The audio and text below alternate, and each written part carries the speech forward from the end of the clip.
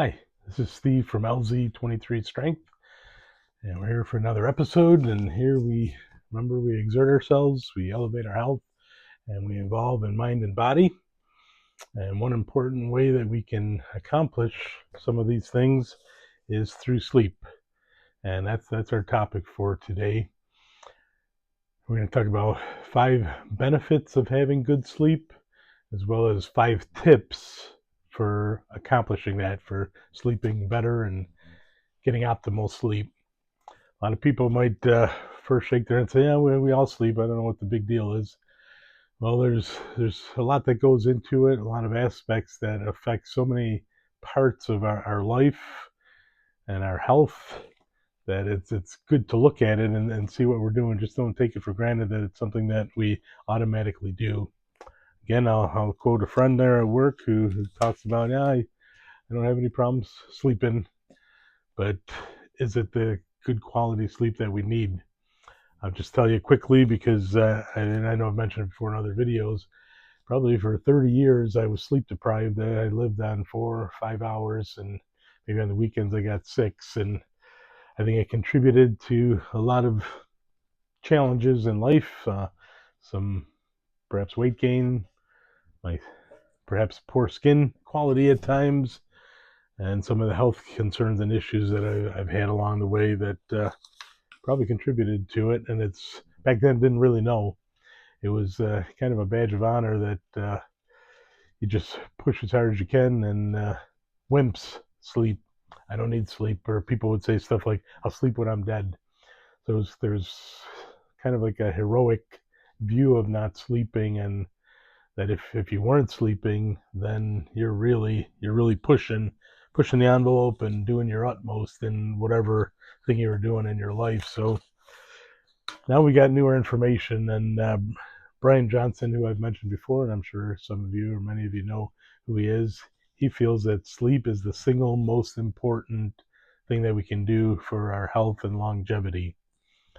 In my previous videos of the 4 pillars of health span, I listed as number 2. I feel that exercise is still number 1, but it's probably very close. And on any given day, it could be either, but it's definitely one of the pillars.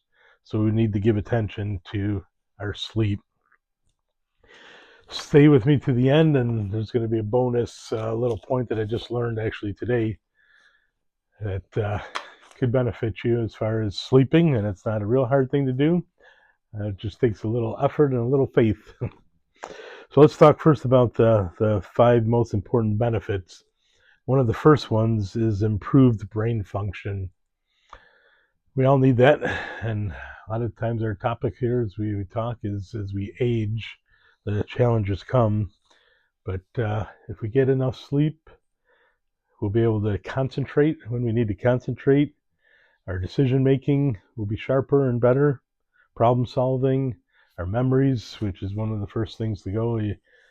I know already sometimes a word will be on the tip of my tongue or somebody's name. So these are things that sleeping can help. Now, I'm going to back up just for 1 second as I'm talking about sleep. I'm still working at it myself too. And I've mentioned this in other videos. Because we know something, life is challenging where we can't always incorporate it immediately. But I will say I sleep way, way better than I did 10 years ago. And like I said, for the 30 years prior to that. So keep that in mind. So improved brain function, and even getting a good night's sleep prepares us for the next day.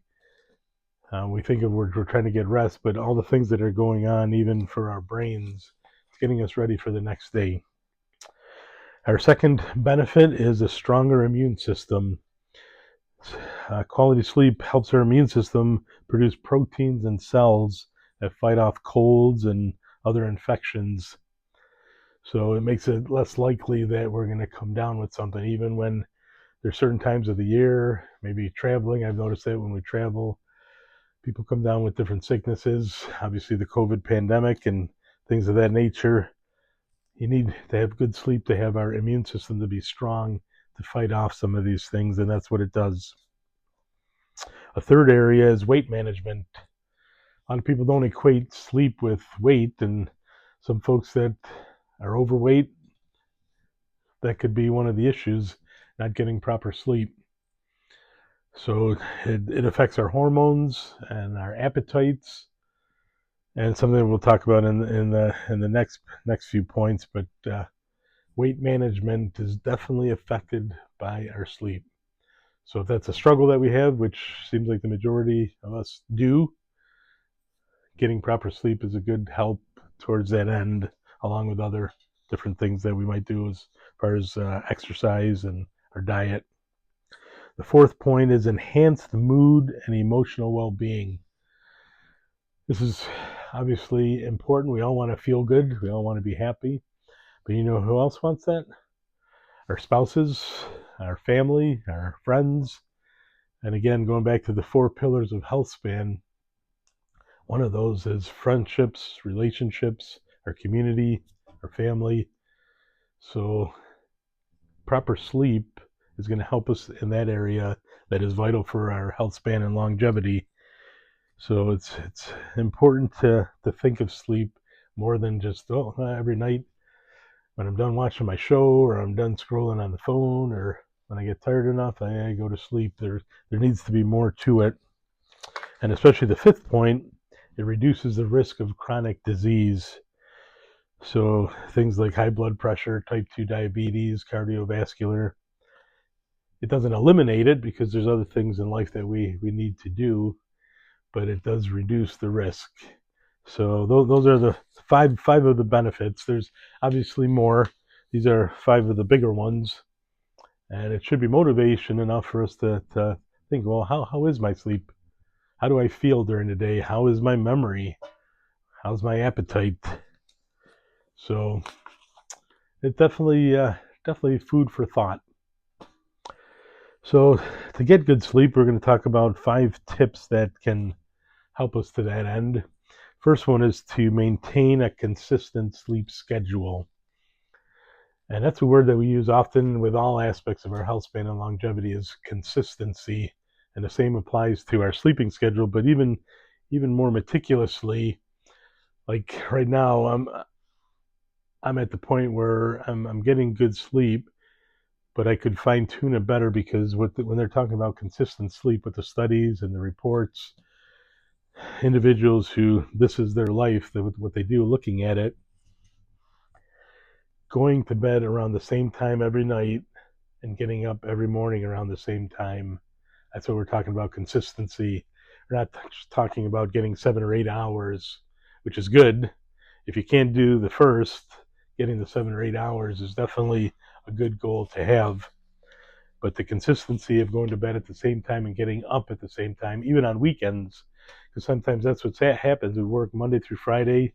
We have a certain schedule, but then come Friday night and Saturday night, have things we might go to, shows, movies, out for dinners, things with friends, parties, and our sleeping schedule may change where during the week, maybe it's 10 at night we get to bed and we get up at 6 or 7, but then on the weekend, we might go to bed at midnight or 1 a.m. or 2 a.m. and get up at 9. Might be getting similar hours, but it's not as optimal as if we can keep it the same 7 days a week. And again, each person is different. I'm not able to do that currently with different things going on. Even during the week, I'm not able to have that consistency, but that's huge. And I will get there. I hope you will too. The second aspect that will help us is creating a relaxing bedtime routine.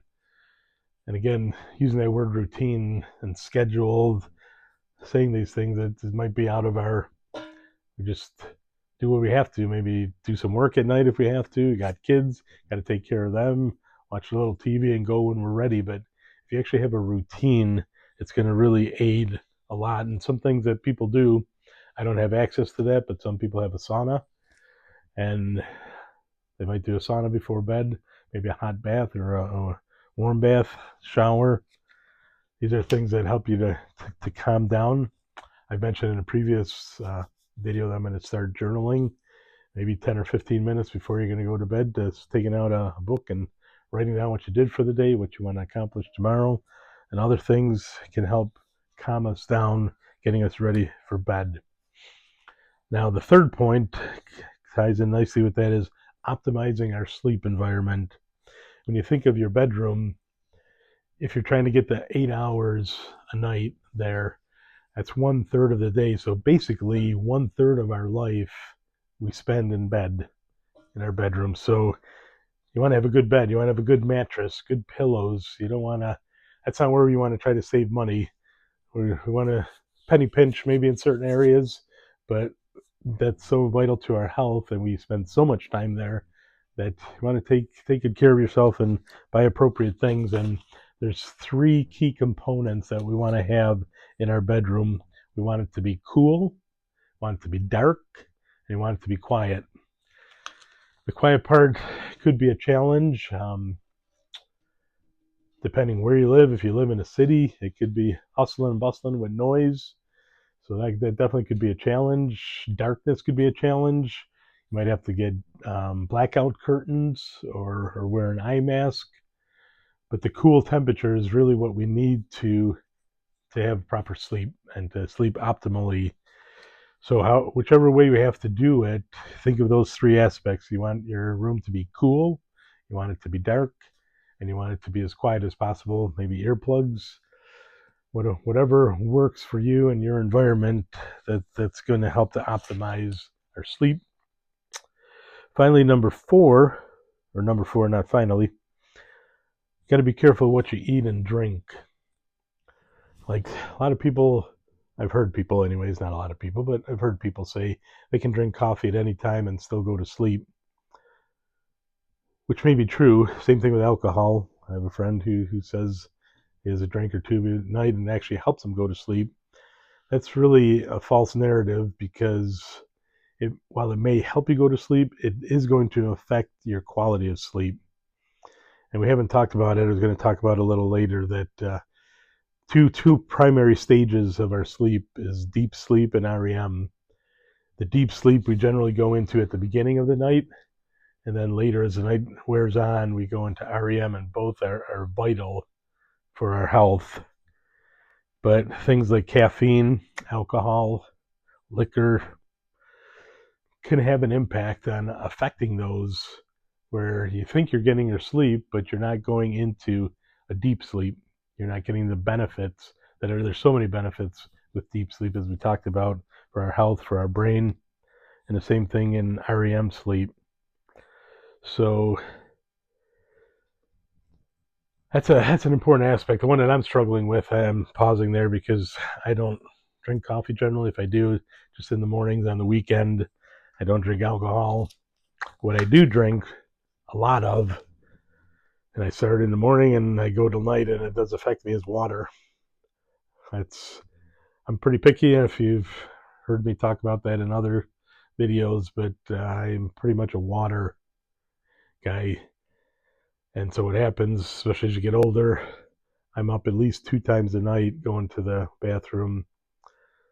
And usually by the time the alarm's getting close, the third is calling me. Now, I have tried before to not drink as much, and I've gotten away with 1 episode, and they say that's normal for just about everybody to have 1 episode where you have to get up and use the facility. But I can't seem to tell myself, because I love water and I drink a lot at supper, and even before bed I'll drink a good glass of water. And I'm going to work on that, because interrupting sleep is not good for us. Even it's however it is, it's just not good for us. So I need to work at that. Also, eating, I'm trying to eat earlier. They say 3 or 4 hours before you go to bed you shouldn't eat. And even if it is 3 or 4 hours, if it's a real heavy meal, if you're having some kind of pasta or pizza or something real heavy, what happens is your body's going to slowly be digesting that, and it's going to affect your sleep. And one of the things that I've learned in recent months, Brian Johnson, he's the sleep guy, that our heart rate is affected by digesting food. That's why he stops eating so early in the day. And he knows by what his heart rate is, of how his sleep is going to be that night. So things to keep in mind: be careful what you're drinking, what you're eating, when you're doing it. The sooner we can stop all of that, the better sleep we're going to get. And finally, number 5, incorporating physical activity and sunlight exposure. So hopefully as you're watching this, you are somebody who's doing strength training. Are you going to start to do more of that? Just had a recent video and we're going to talk more about walking, trying to get your 8, 9, 10,000 steps a day. Doing all of that is going to help bring tiredness so that you'll be able to sleep at night. Along with that, highly recommended by just about everybody who talks about sleep, is morning sunlight exposure. Now, it's not always possible. Again, where we live could greatly affect that. So I bought something, a 10,000 lux little lamp, and I haven't done that a lot, but sometimes in the morning I'll put that on, and that's supposed to simulate morning sunlight. So what that's doing is kind of resetting our circadian rhythm and getting us ready that, okay, it's time to wake up, and it's going to set our rhythm so that at nighttime we have the tiredness so that we sleep properly. So those are the 5. We talked about the benefits: improved brain function, stronger immune system, weight management, enhanced mood and emotional well-being, reducing the risk of chronic disease. And then the 5 ways that we can do better: optimize, maintain a consistent sleep schedule, create a relaxing bedtime routine, optimize our bedrooms for a good sleep environment, be careful what we eat and drink and when, and then get physical activity, exercise. Movement means life. And sunlight. We need sunlight. Got to get out there and get sunlight. So I told you there'd be one extra tip. Along with those, there's many others. We'll be talking about them in the future. And I'm hoping eventually to write an ebook on this subject. Actually, all 4 pillars, I'd like to write an ebook on each one. And we'll get into greater depth and detail, maybe a little more of the science. But for now, I'm going to leave you with this one extra tip. I just saw it on a video. Thomas DeLauer, he's also one of the longevity and health individuals, and I admire and respect his videos. So if you want to check that out, but he was talking about grounding, and a lot of people think it's just a theory. They don't believe it. They think it's woo-woo is the word that a lot of people use, but he tries to incorporate it at night and feels that it definitely has an impact. Now there's sheets and mattresses and pads and all sorts of things that you can purchase if you can't get outside. If you live somewhere cold, you might not want to go outside and stand barefooted on the ground, but if you live somewhere where you can do that most of the year, going outside an hour or 2 before you go to bed, it's not going to hurt anything. And if it's getting nighttime, he made a joke that at least if you're nervous of people watching, it's dark, they won't see you out there and think you're weird. So you might feel weird, but it's something to keep in mind. And all these things that are basically biohacking, trying to biohack our way to our health span so that it's healthy and longevity. So keep these things in mind. Let me know some of the things that you do.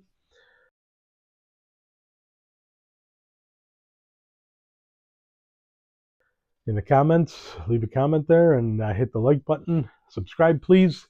And we look forward to giving you more content. And remember to exert yourself, elevate your health, and evolve in mind and body so we can live longer and stronger. Take care.